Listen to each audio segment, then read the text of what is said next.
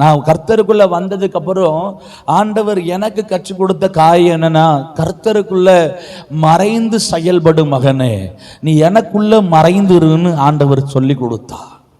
அப்படின்னா என்ன செய்யணும்னா, இப்போ நான் ஒரு பைக் வாங்கிட்டேன்னு வைங்களேன், பைக் நான் வாங்கிட்டேன்னு சொல்ல மாட்டேன், கர்த்தர் இந்த பைக் எனக்கு கொடுத்தார். அல்லேலூயா. ஒரு வீடோ இடமோ நம்ம வாங்கிட்டா நாம வாங்கிட்டோம்னு சொல்லக்கூடாது, ஆண்டவராகிய தேவன் தான் இதை எனக்கு தந்திருக்கிறார். குடும்பத்தில் ஒரு நல்ல காரியம் நடக்க போகிறது என்றால் கர்த்தரே இந்த காரியத்தை வாய்க்க பண்ணினார். நம்முடைய நாவு முழுவதும், நம்முடைய எண்ணம் முழுவதும், சிந்தை முழுவதும் ஆண்டவர் தான் என்னை இயக்கி கொண்டிருக்கிறார். ஆண்டவர் தான் என் குடும்பத்தை இயக்கி கொண்டிருக்கிறார்.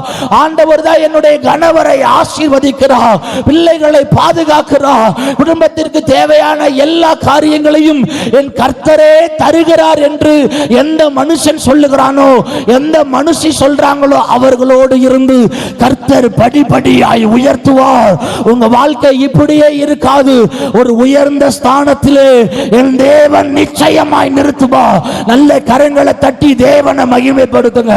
ஆண்டவர்கிட்ட சொல்லுங்க, ஆண்டவரே நான் உமக்குள்ள மறைந்திருக்க ஒப்பு கொடுக்கிறேன்.